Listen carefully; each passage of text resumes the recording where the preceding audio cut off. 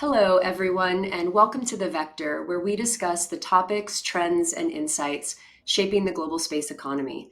I am your host, Kelly Kiedis Ogborn, and today we're going to be talking about financing space at an industrial scale.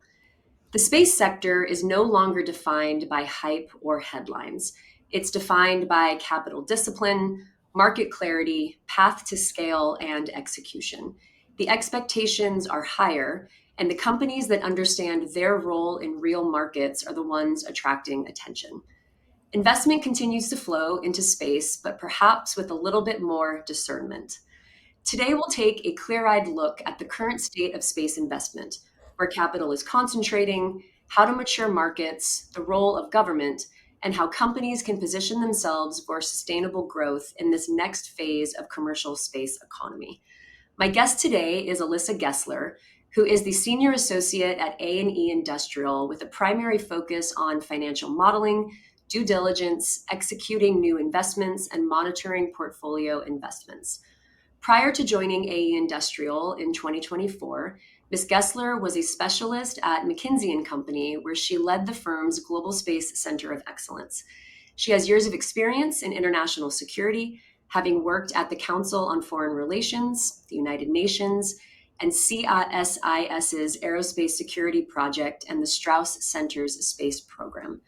She is a United States Department of State Critical Language Scholar alumna in Arabic, a co-founder of the Boston Space Network, a prospective member of the International Institute of Space Law, and a St. Gallen Symposium Leader of Tomorrow. Alyssa, welcome to the show. Thanks, Kelly. I'm so happy to be here. I Looking am forward so to the happy to conversation. I'm so happy to have you here as well because I've heard you talk on this subject, in multiple avenues. And I think your perspective is really refreshing, but it's also very accessible, really to make sense of this environment that we're in. Because as you and I both know, space investment is really no longer this niche conversation. And it's certainly become more of a mainstream topic and is really intrinsically tied to how markets think about, infrastructure, technology, and long-term economic growth. And it's compiled with all this IPO buzz that certainly helps get the word out. And so to really help set this stage, I'd love your perspective on what you think is fundamentally different about how capital is approaching space today compared to potentially like 5 or 10 years ago. Yeah, absolutely. It's a really important topic, and a lot has happened in the last 5 to 10 years.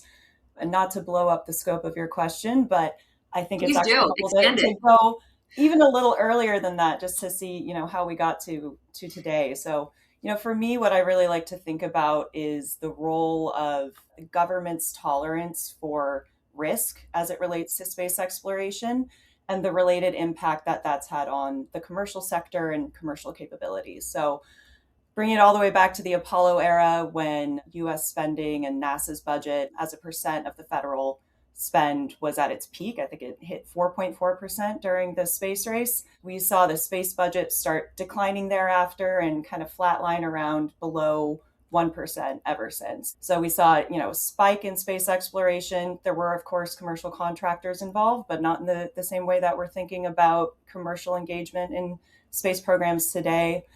And then add on to that the Columbia and Challenger disasters in 1986 and 2003, both of which involved a space shuttle anomaly that resulted in the loss of all 7 astronauts who were on board.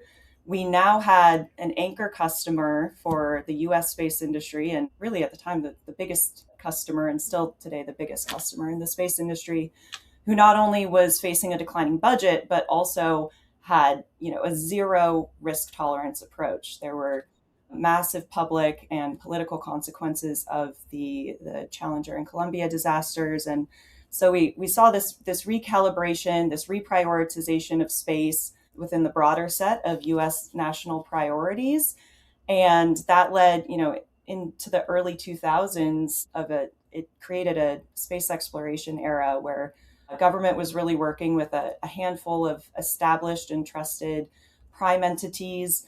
And if you were an entrepreneur and wanted to design some sort of cutting edge technology, there were really high barriers to entry to get into this tech. And so there were a lot of other places that you could move towards.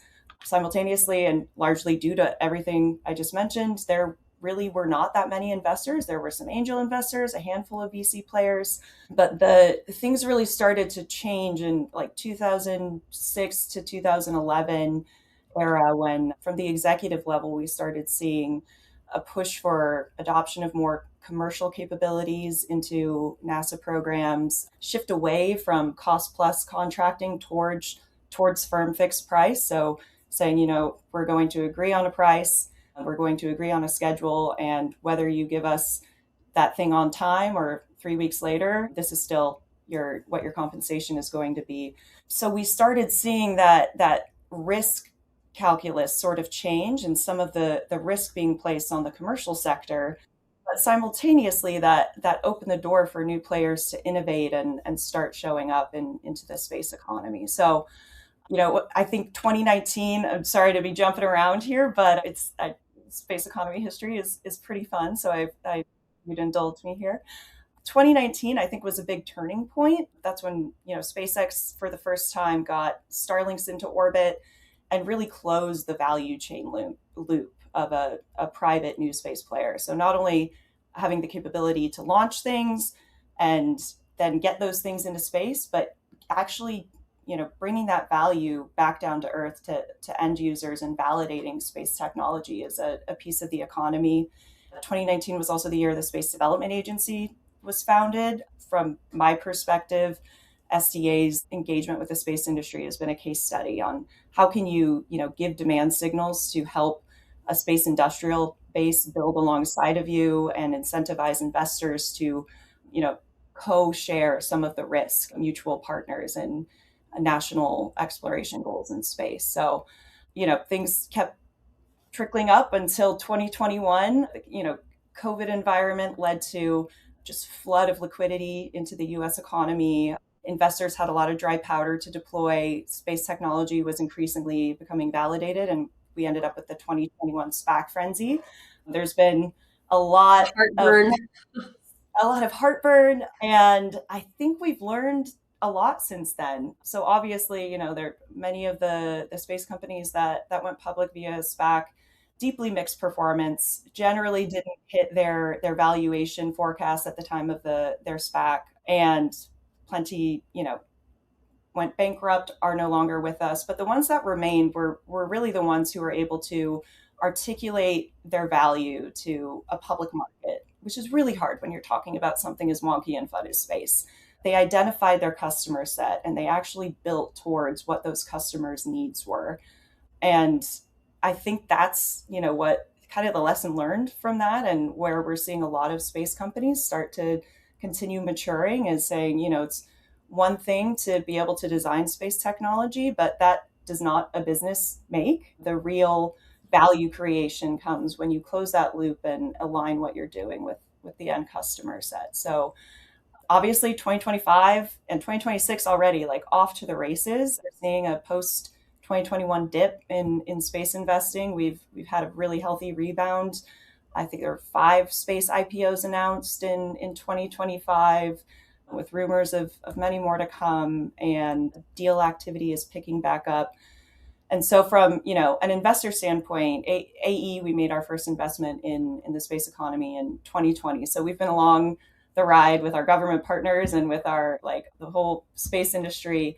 But, we're really excited to see a maturing bench of capital players. I think the 2021 kind of SPAC frenzy, for all of the heartburn you mentioned from it and all of the pain, it also, it gave the whole industry some needed reps in just space industry vocabulary, the ABCs of space. Like, what is the difference between a satellite bus and a full satellite platform?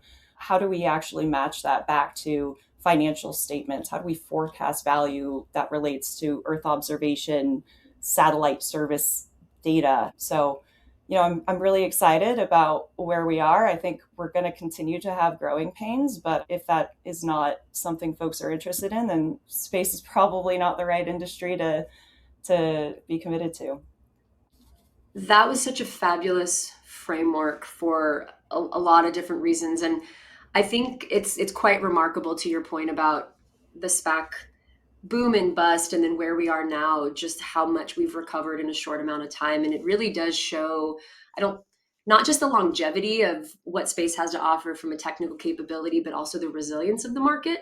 And it's just to your point, it's the education on the other side, how to think about it, because the word risk that you introduced, I think, is a very underutilized word when it comes to actually talking about space investment, because generally people that think about space just in terms of exploration understand that risk is an assumed aspect of it, and it certainly is when you're scaling space ventures.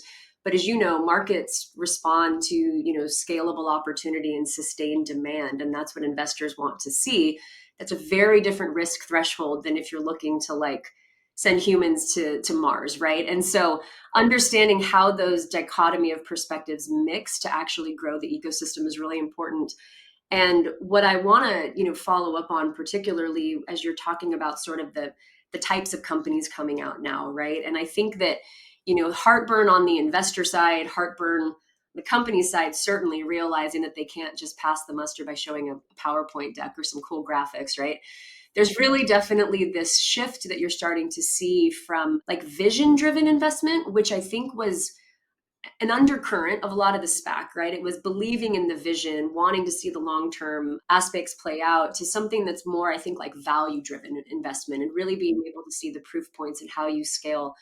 How do you see that balance happening now, and what are you seeing really driving more of this like value driven investment? Yeah, I love that framework.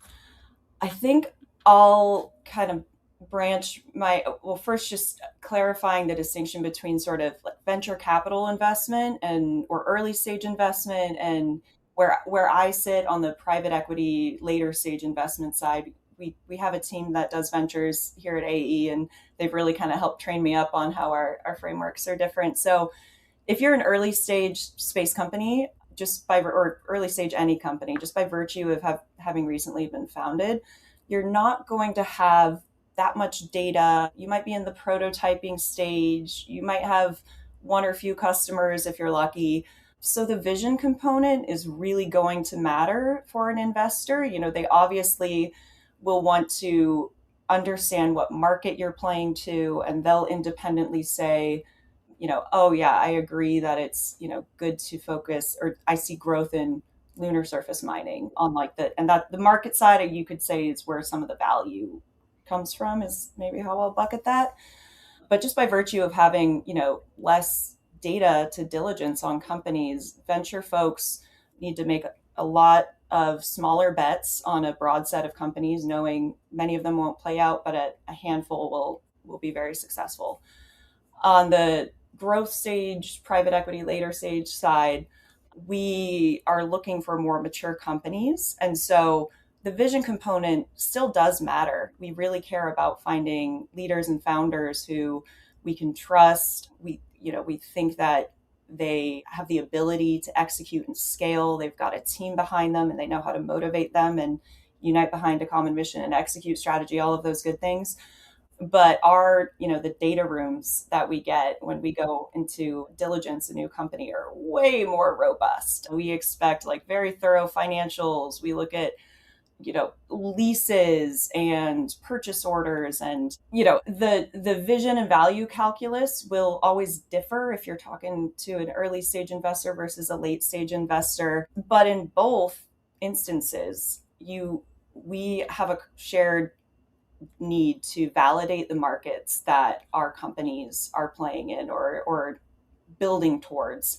And that's where I think we've seen some real maturity happen, both on the company side and on the investor side.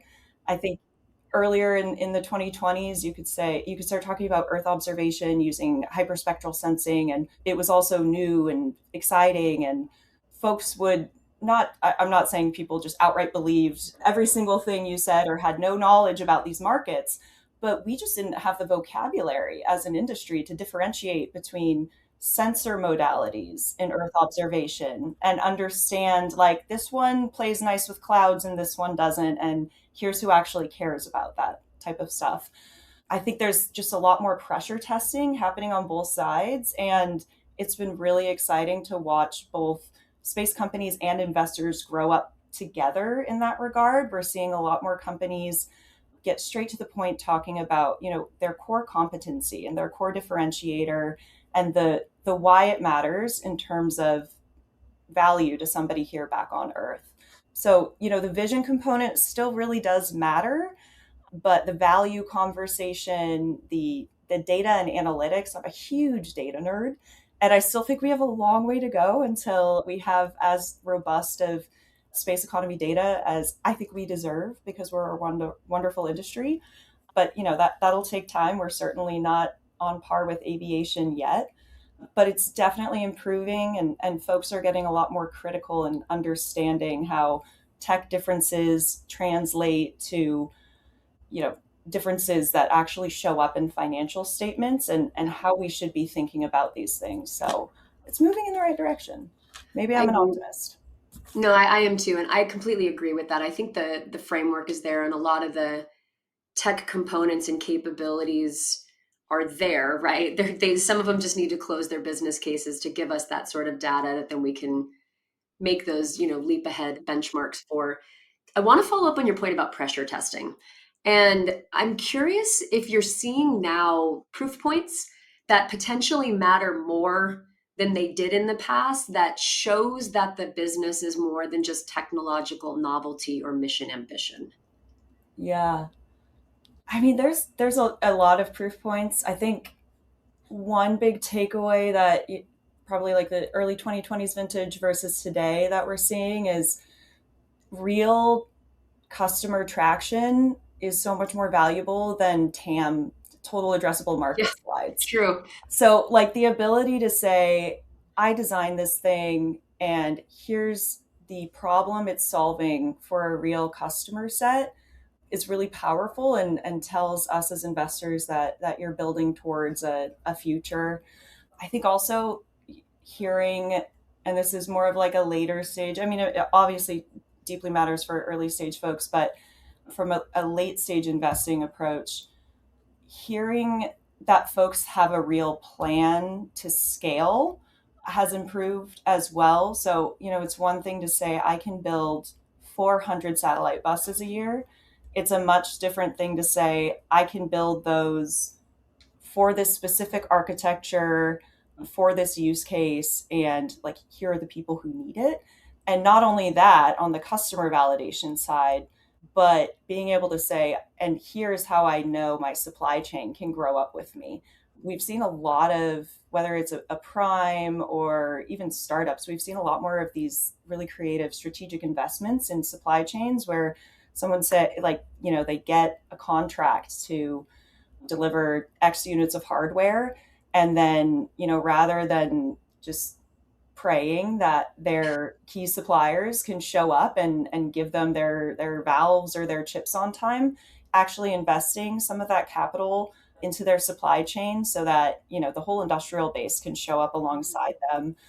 So, the on the proof point side, like customer traction, the ability of the supply chain to deliver are two really key things. And then just also, getting into the boring stuff, saying, outside of all of the fun space stuff and the industry things, like, here's how I'm managing my books. I know how, networking capital works, or I've got a finance team that knows how to manage cash. So when I get that big contract award and I have to stock up inventory in advance of getting the cash milestone payment, at whatever point in time, I've actually built to that future, or I've raised the right amount of capital to execute on my commitments while keeping the lights on.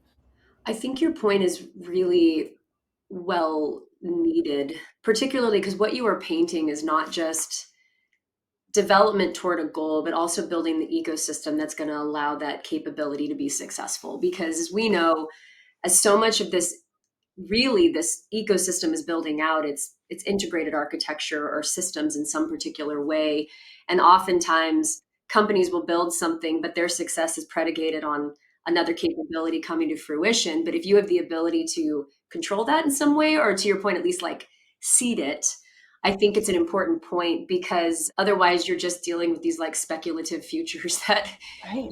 you're betting on your friends to succeed as well, but there's no actual like action, right, to seed that future. Yeah. Yeah, 100%. I mean, you want the you want to play towards a market that's ready for you, but Right. you don't want to make promises that you can't deliver on. And I really have enjoyed seeing the, I don't want to say trickle down investments, but I've enjoyed seeing like folks getting creative about how to make sure that the supply chain's ready to deliver alongside them. Oh yeah. Well, and I think a part of that too is also being able to send the right signals, or at least like read the right signals, right? And Mhm. I want to come back to the point that you made about TAM, because I think it's an interesting one, particularly because there are, some space technologies and capabilities that are mature for industrial scale, and then there are others that have, I would say, a pretty pragmatic growth plan, but the market that they're engaging at is not fully fleshed out and mature yet, right? But we know it's evolving. And so it's a bit of reading tea leaves with a very solid rubric. And I imagine that's a lot of what you do. Yeah, And so try to do. try to do, yeah. So are there like certain market signals that tell you that a space subsector is maturing? And so if from an investor standpoint, like what would convince you that a market has truly arrived, or that it has the ability to be the big bet that people are hoping for? Yeah, man, there's so many. I'm probably gonna not try to talk about a specific market because the Yeah, one you that can came to talk mind was broadly. like data centers in space, and I'm Yeah. still trying to, like, that's a big one that's gonna take me a while to figure out. But okay, maybe I'll just dive right in.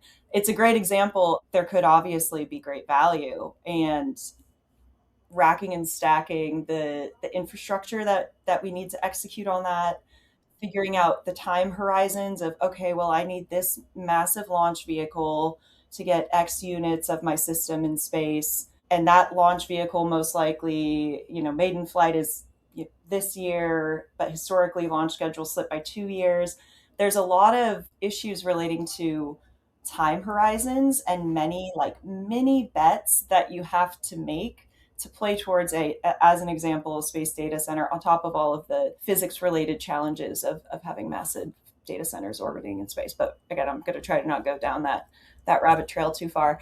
I think like the way I like to think about that, and again, it gets back to the topic of risk and how much risk are you willing or able to accept. So as a later stage private equity investor, our risk tolerance is going to be a lot lower than what folks on the venture side can do because we just have different mandates, and the people that we report to, aka our investors, our limited partners, have different expectations on return timelines and the kinds of investments that we'll be doing. From where I sit, risk is a part of the calculus. We have to get comfortable with it. But I'd say we try to not stack too many risks on top of each other. So if I'm looking at some sort of space technology where, okay, when is the customer maturity and market going to be there? And like what time do I think that's going to arrive? So there's, I'm trying to think of a good example, but like all sorts of like lunar surface infrastructure services. So we are increasing our cadence of getting folks to the moon, and that's a huge focus of this administration, which we're really excited about. When is activity on the lunar surface going to be high enough that having some sort of a lunar surface PNT system as a service, or lunar surface power system, or all of the different things that could help folks who are engaging in the lunar economy operate better, at what moment in time are all of those going to have enough demand to justify the investment? And then beyond that, for each of those systems, then you got to kind of track the whole transportation, like stack the transportation layer on top of it and say, okay, how big is this? And which vehicles could get it there? Okay, how many times a year can that vehicle launch? And oh, can the spaceport infrastructure keep up with that cadence? And so, I we have an ability to get comfortable with risk through the diligence process, but we definitely don't like to make bets where it's binary. If it's like, well, we'll do great if we win this one contract, but otherwise, we're not really going to shake out. Or if there becomes like just too many layers of the customer timing, the who's giving you the ride there, the supply chain stability for key components of your system, then that kind of signals to me like the maturity isn't, where it's at or where it needs to be for a private equity investor like myself. Yeah, and I imagine too, with all of those different layers of that supply chain or value chain, it's also which of those can stand independently beyond government as an anchor customer and actually, Exactly. yeah, sustain new markets and new buyers. It's a fun problem because you get to Yeah, I think so. monitor all these different seemingly esoteric points that paint a very clear picture if you're watching the right elements. Yeah. Yeah, absolutely. And I mean, I don't think we will see government as an anchor customer go away in the space industry anytime soon, but there really are like increasing commercial opportunities, and I think that's been very warmly welcomed. I do think the promise of dual use, I feel like through the early 2020s, folks were saying like, oh, the real commercial space market, it's about to emerge. Like every tractor in the world is going to have IoT. And there are some tractors that are using satellite-based services, but it's certainly not all of them. But I don't think that the vision of dual use space technology has gone away. Definitely like the forecasts are tempered, but it's very helpful from an investment perspective when we can kind of like de-risk and get more comfortable with different opportunities because there's not a lone customer on an opportunity or system. Yeah, and it'll always be anchored by those needs, at least as a North Star or another user base. I want to pull in this question from an audience member because I think it's very apropos to this point in the conversation. The question is, as space shifts from bespoke missions to industrial scale deployment, what capabilities outside of pure engineering become critical bottlenecks, and are these being adequately priced into financing models? Interesting. So I'm not sure if it's referring to like or capabilities and like on the talent side or I think like large scale systems that are not meant to be one off, like one and done. yeah. I mean,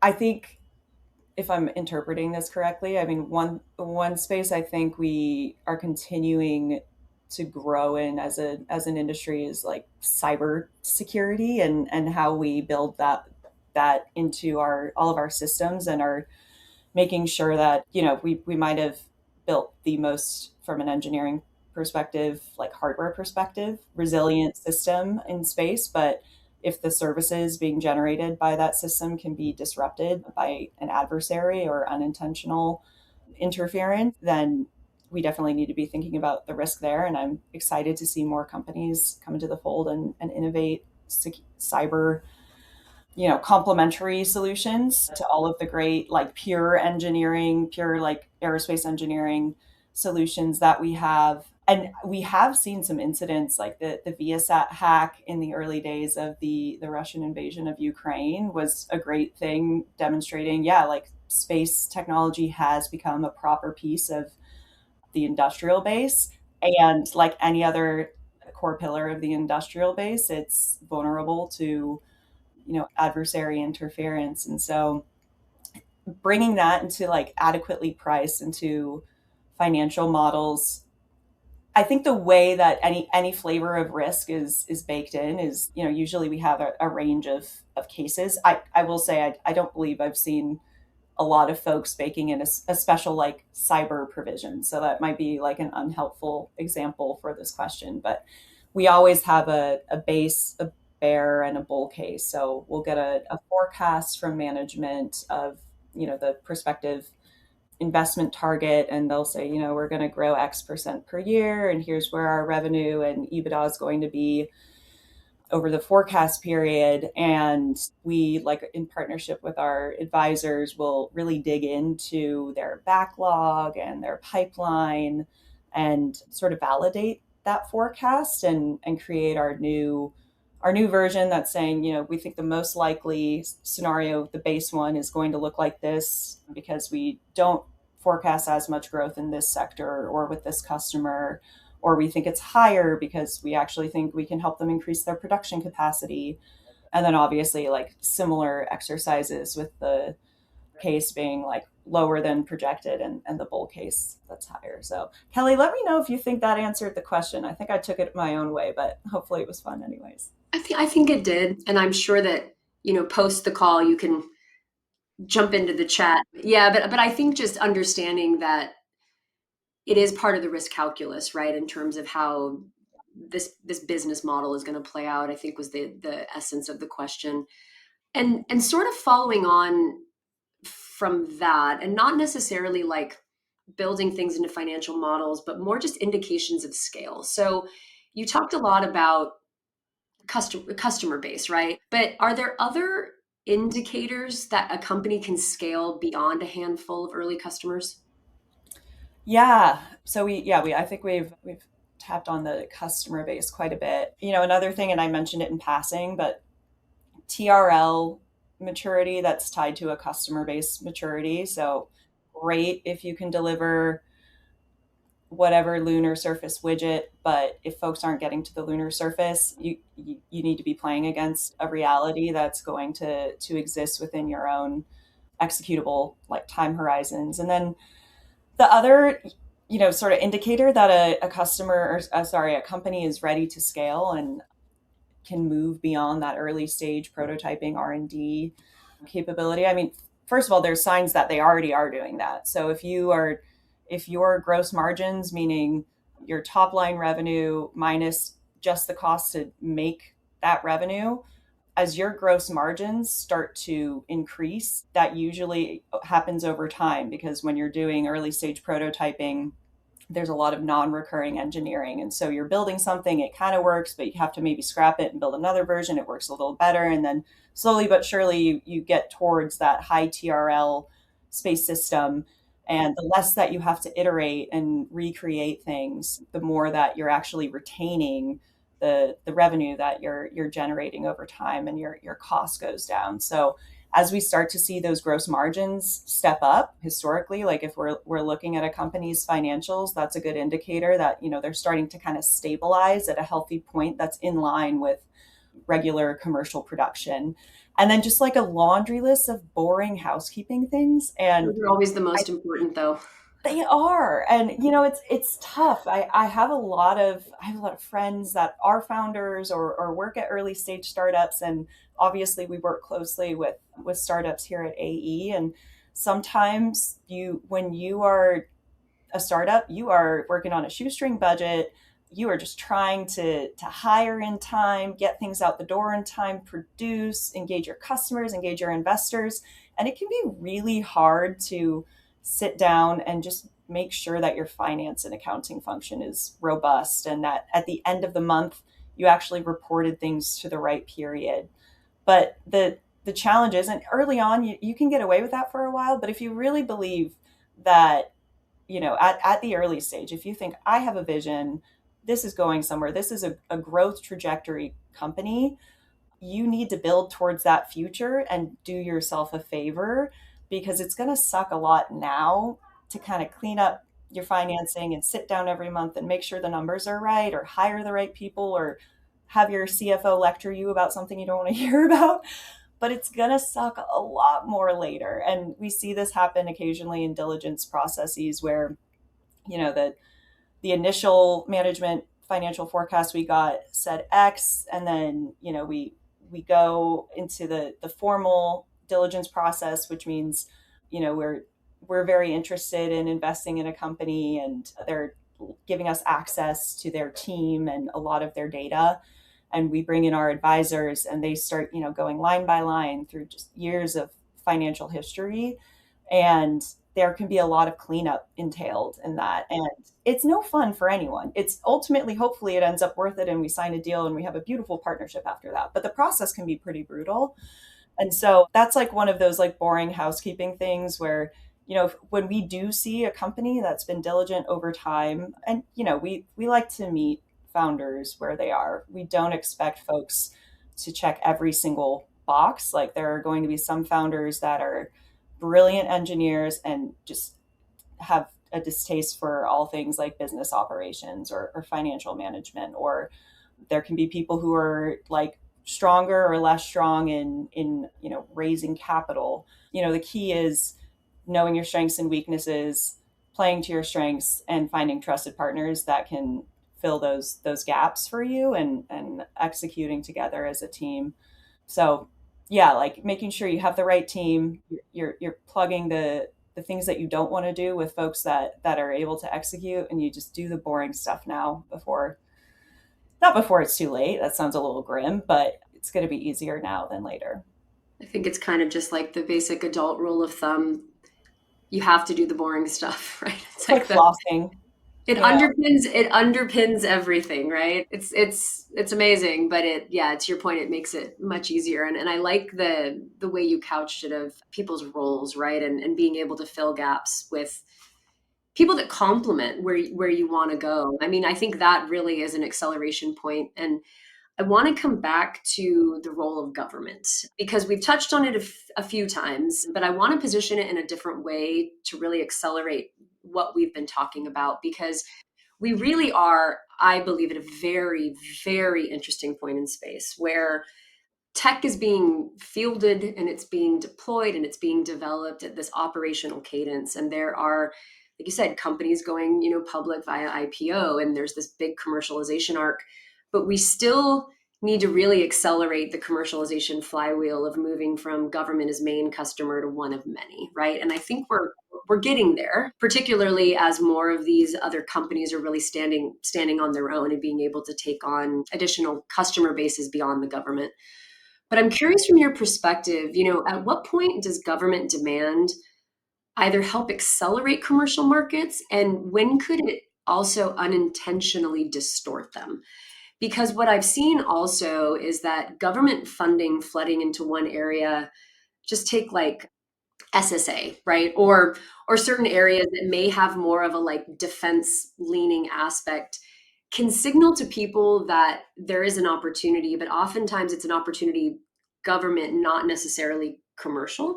And so I'm curious your perspective on how that dual use plays into it and how people should think about the government's role.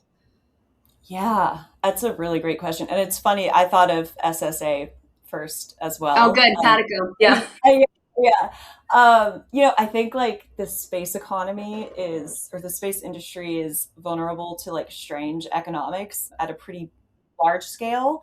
The silver lining there is, as much as we like to think we're so special in space, which I think we are, there have been a lot of other federally dependent, highly regulated, like aviation came Yeah. Cell before us.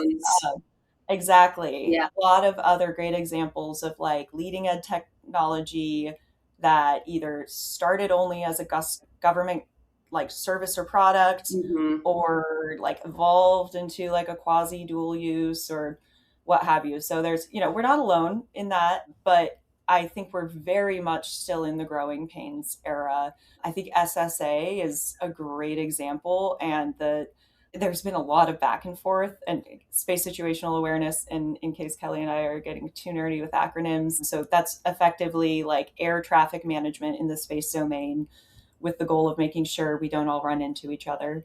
So it's been a long road where early on there still are, government funded services that are fairly baseline, where you get a notification that says, hey, your space system is on a trajectory where it could have a conjunction with this other space system. A challenge there is a lot of satellite operators actually have their own in-house SSA system, and think, or maybe accurately believe, that their data is better than the government's data. So they might get a notification and choose to ignore it. So we're getting a lot of disparate system space situational awareness. And that's pretty not great for coordinating traffic. Ideally, there would be a single source of truth. But if, we've seen a lot of positive movements towards commercial services in space, and the government trying to, really leverage the full innovation and cost effectiveness of the private sector. But when you have like a hybrid model where, okay, like you can, and this is where I think we're moving towards, is there's like a basic free government service where maybe the government is giving dollars to a handful of SSA players to help them create that single source of truth. But how can you do that while also letting SSA players develop more refined capabilities or value added services, analytics, like extra things that space companies will want without undermining the market evolution there. Because if the government sets the price, it makes it really hard for companies to compete and create that sort of nascent market. And so, it's a mixed bag. I think we're still getting through it. And another thing on the government customer side that I think is really important is there's also an onus on the private sector and investors to do their homework and understand how these things work. And this is not as much on like the SSA topic, but more broadly on government demand signals. Not every government demand signal is equal, and you really need to know who you're talking to, who has the budget authority, and what architecture does that prospective technology plug into, and who controls the architecture. So, the getting a having a Space Force general say that they love a certain type of technology and they would use it every single day if they could get their hands on it. That's really good feedback. And I do know the government is listening to that, and they're doing a lot to try to like innovate and close the loop between like the government end user and the actual hardware. But that individual does not necessarily have procurement authority. That individual might not be able to influence the PEO that's managing the program and wants to have, leverage a technology that they're more familiar with that's lower risk because their incentives are to deliver on time and on cost. And so there's a whole mess of like different, who's holding the talking stick, different incentives as it relates to leveraging commercial technology. And I think candidly, like we as industry professionals need to continue to, and the government's working on their demand signals too. I just think there's a mutual accountability where if we're demanding better government demand signals, we also need to do our own homework and understand some of those distinctions. Absolutely. And even broadening that out, it could be an individual pain point or a pet project of that person versus a large scale fielded system that's going to be more enterprise level, right? That's going to give more opportunity and have probably more sustainability through budget cycles and longevity across administration. So I think that that is a really important point to do the due diligence, or at least sort of see like the longer horizon stamps, right, for what the use case is actually going to be. In the small amount of time I have left with you, I just want to, get your thoughts on if in the future. So, we've painted this I think a really good framework for how we got to where we are, considerations for growth now, both on the early stage and then the more enterprise level stage, higher TRL scale, which is what you spend most of your day doing. And I think companies listening or people that will listen will probably fall somewhere in the middle. What do you think in the future is going to help space companies gain traction when raising capital? And this can be addressed on either side if there's one particular theme that sort of is pervasive across all, really, however you want to take this. Yeah, one thing I've seen really improving is the storytelling piece. Obviously, there needs to be data backing your forecasts of growth and all of that good stuff. But identifying your core competency and building your business strategy around that, and then being able to tell that story is really going to help investors understand what you're doing, your mission, your value, and help them determine if they're the right partner for you. So I think there used to be a lot of, we kind of got out of the bubble of space technology can solve every problem ever. And we've moved on toward to space technology can solve a handful of problems, or it's a piece of a system addressing a certain Yeah. problem. The And distinctions there. exactly. Yeah. Like that Mhm. nuance is really, really important. And when people oversimplify and say, like, no, this is like a one size fits all satellite, it's a little concerning because whether you're an early stage company, a late stage company, or a massive prime, you need to manage your time and your capital well. And so identifying like, what is the real differentiator of what you and your team are doing, and what markets does that play to? I think is it. if you can tell that story, it shows that you're managing your company in a way that is sustainable. And I think that's starting to kind of bubble up to more like a top line industry narrative that I really appreciate, and I think will help us have sustainable growth. We won't grow as a space economy if we continue with the belief that our destiny is to solve every single, business and government problem that we have here on Earth. But nonetheless, like obviously, we're both here because we have a lot of conviction about the value of the space economy and space technology. And I think the more that, we do our homework and figure out what are the problems we're meant to solve, and when can we solve them, and at what price point, and is that competitive versus technology here on Earth, I think it'll really help us continue to sustain growth, and it'll help, strong companies get that investor engagement that they're looking for. I agree. I think that distinction and discernment is important, and I think we're starting to see that. And certainly, the way that this ecosystem is evolving, I think it's going to be inevitable to really be able to tell the niche beyond just like Leo satellites, or like you said, like the traditional buzzwords that you hear. But it's now like, okay, well, what's different? What's new? And how are you building? Right. I think that those follow up questions are pretty much par for the course, and that they should start thinking about how to offload them early on, than as opposed to like wait for the due diligence process.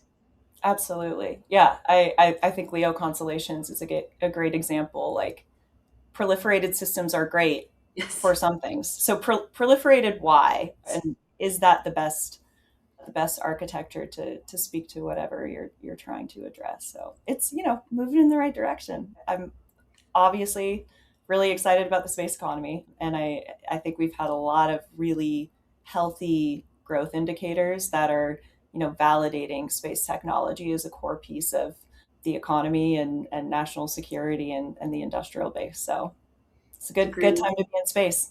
It is, yeah. And I think that this year is going to be a hallmark year, not just for investment and growth, but also the maturation in a lot of the sectors that we've been betting on, right? And hoping to come to fruition. And so I really appreciate you spending the time today and sharing your expertise. This has been really valuable to me. I know it's been valuable to the listeners, and I'm really excited to see it's only January. So what's ahead for you and your portfolio, and what's ahead for the ecosystem. I think come January next year, it's going to be a different world. Yeah, well, we'll have to run it back next January. Appreciate you having me. You can count on it. Thank you, Alyssa. And thank you to everyone tuning in. Please remember that there's a place for everyone in the global space ecosystem, and we will see you next time. Thanks for tuning in. Bye. Thanks.